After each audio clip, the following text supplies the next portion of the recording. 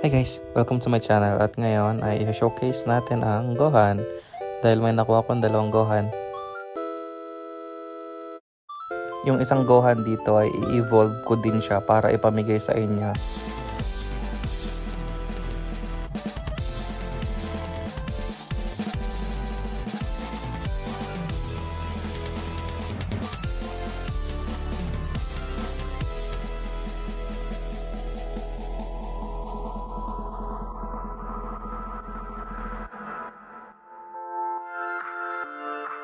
Pero bago ko siya showcase, i-evolve muna natin.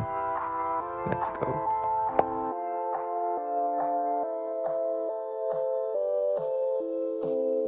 Dito ay kulang ko na lang yung special beam.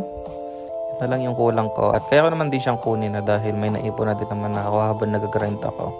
Kaya tara, pilin muna natin.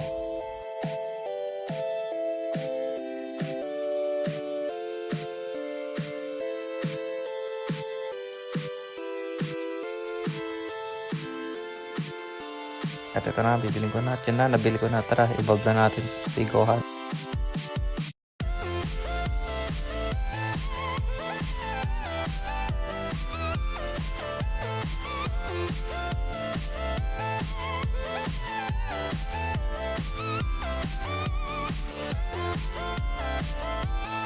Ang cool.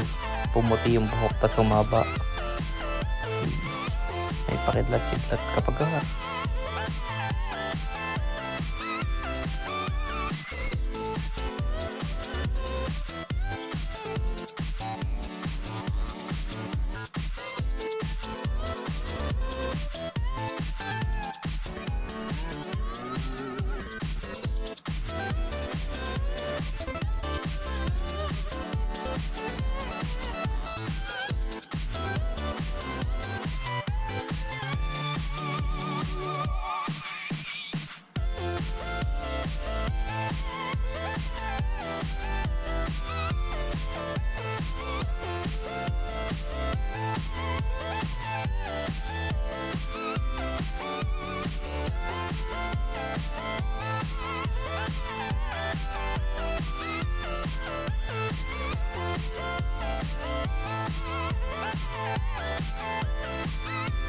Nandito na tayo sa infinity, pero kailangan mo natin mag-grind ng yen para ma-evolve natin siya ng max. Kaya balikan ko kayo pagkatapos ko mag-ipon.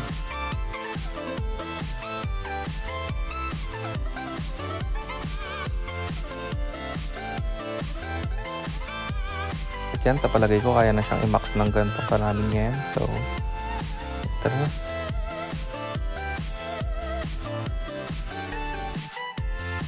Sa upgrade 3, magkakaroon siya ng bagong attack na beam cannon.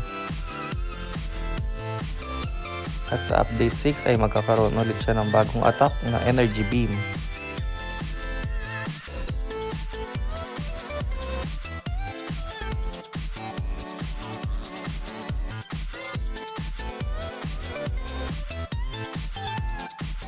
At sa upgrade 8 ay magkakaroon siya ng bagong attack na spiral beast cannon. Sa palagay ko, ito na yung max upgrade niya.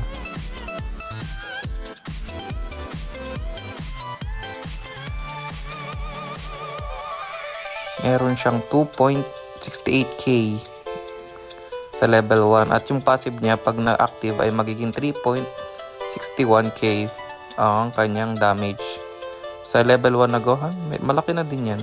Yan ang kanyang passive. Yung pag in-upgrade mo siya, yun yung lilitaw, yung pure. Magiging immune siya sa kahit na anong stun.